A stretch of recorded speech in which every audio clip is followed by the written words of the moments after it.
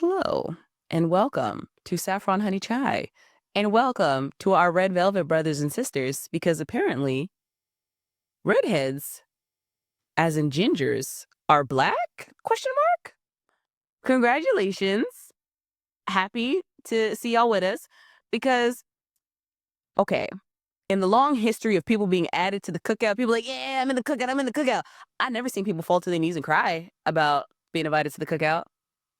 What's this? Y'all got a little excitement I wasn't expecting. I've never ever, and it's not just one or two. I've seen like 10 people like, I've always loved black people so much because you guys always accepted me. And it's like tears pouring, like actual sobbing. And they a little light skinned, so they be turning red when they cry. And you could really feel the passion and emotion. It's like, wow. And then the dance videos and the guy with all his spices, like, can I bring something to the cookout? And it looked like a black grandmama's kitchen. He got the damn lemonades on the table. Oh yeah, this might have been the move. And I really do like it. I did see someone posting, oh, well, where was this energy when Halle Berry was not Halle Berry, Halle Bailey was the Little Mermaid. And I just have to say this. If you go back and look at those videos, you're not seeing a lot of gingers, not a lot of real for real gingers. It's not no Longley or Langreek ass people or salty shillelagh people. No.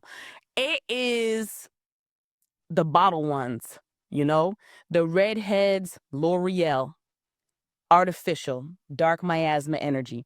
They're not real redheads. They might not even be real blondes. Those are brunettes. Those are brunettes. Brunettes who got a little too invested in the red hair dyeing journey and got confused. The dye confused them. But our real deal wholesome gingers, A1 since day one. No one ever doubted it. They need a little more SPF than the rest of us, but we still love them through it. We can understand and accept them through all hardships, because Mark rocking with us, so we rock with Mark. I really do love how open and accepting and community minded my black people are. Because one thing about some black people, we gonna add you to the community. It might take a little bit of might be a little friction at first, but eventually, if you hang around enough black people long enough, it's not whose goddamn white baby is this. It's like, hey, he's just light skinned. Leave him alone. We found him. He's ours now. Because we all have that family member. It's like, where'd they come from? Shh. That's our kin. Be quiet. That's the beauty and magic I feel about black people, because I think we're real community engineers. We know how to engineer acceptance. We know how to engineer safety. We know how to engineer numbers in a way that feels genuine, because it's not just, oh yeah, might as well add gingers. No, no, no. It's like, no, no, no. We're dead serious about adding gingers in. No, no, no. We're dead serious about adding people to our community and taking care of our community and letting them know the responsibilities of being in the community too. Oh, because they're not letting them rest. It's not like, yeah, you just come to a few barbecues and block parties every year. No, no, no, no. They're going to be taken to the streets. It's only a matter of time. Yeah, we're going somewhere with this. Don't you worry. But not to hop on sinners again. I think we can really tie this together because, like, I don't know if you guys know the history of Ireland and Scotland and what the British did to them. Because Ireland and Scotland used to be bright, colorful bastions of indigenous beauty and joy. Now, you might say, what do you mean indigenous? They're white. Okay, you can be white and indigenous. You just got to be indigenous to wherever you are. But the Irish and the Scottish, they had all these beautiful clothes, these ancient traditions, separate languages, multiple languages. English is just Britain, okay? The UK is sort of like the United States, united by force. It's not like united because we all held hands and danced around in a circle. No, no, no, no. united because someone had a gun. Yeah, yeah. So since that was the situation there, and I really I really want to encourage you to look into like the history, especially since we just recently celebrated St. Patrick's Day. Look up what St. Patrick did. Look up what St. Patrick did and how he got all the snakes out of Ireland and see what the snakes were. There were no snakes. I'll tell you that one. Spoiler alert. Not the right climate for that. And understand that a history of oppression is what unites us all. At some point, you will experience oppression. If it's not today, it's your descendant. It will be your descendant. And unfortunately, redheaded people have had a long storied history of being accused of not having souls and being actively beaten up consistently just because why not punch a ginger day? Like actually getting injured, like really getting hurt because they just happen to have red hair in the wrong place at the wrong time. And we need to look into as well why that happens to gingers. And like, don't call Paw Patrol. The answer is actually anti-Semitism. Yeah, yeah.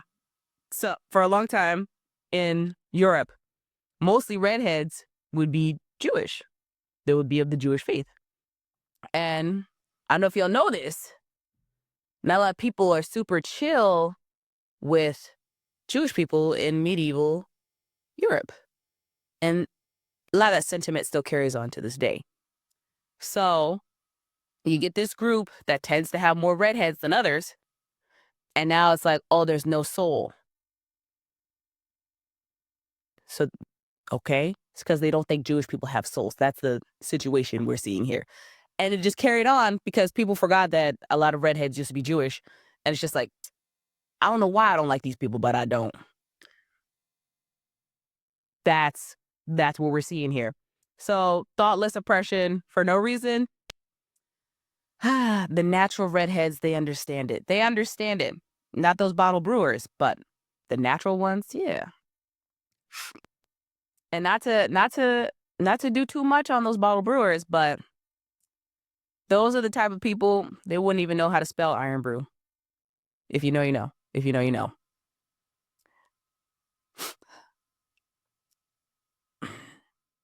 Fostering community and looking into the ways our communities intersect, I think will go on to be very important. And I do think it's very telling that this came up after Sinners came out, where Remick was out here, dancing in this circle outside the juke joint. And all of a sudden, everyone was like, oh, they're black.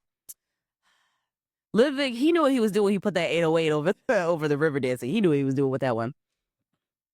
Because division is very easy to cultivate if you just look at what's different.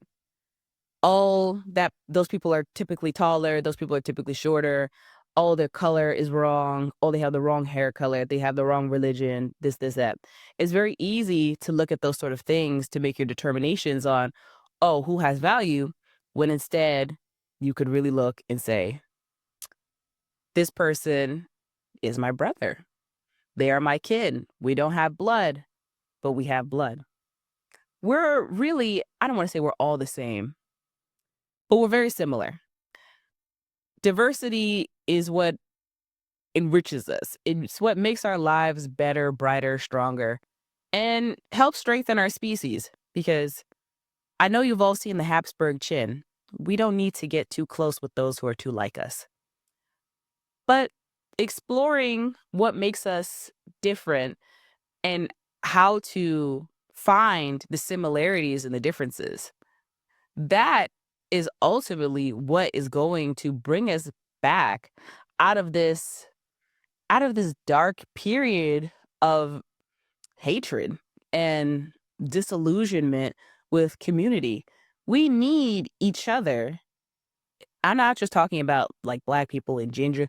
I'm saying we all as a human species need each other to live and survive, especially with such an interconnected world. Like if one country's economy falls and that economy is sort of reliable. Yeah, we're all going down, honey. Yeah, no one's getting out of that one.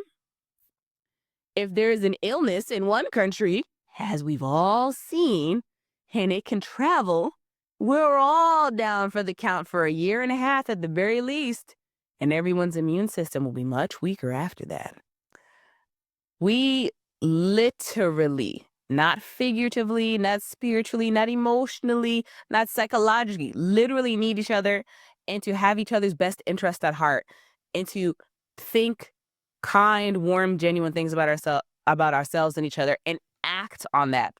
Act as though you have the best interest for your neighbor and that they have your best interest in mind.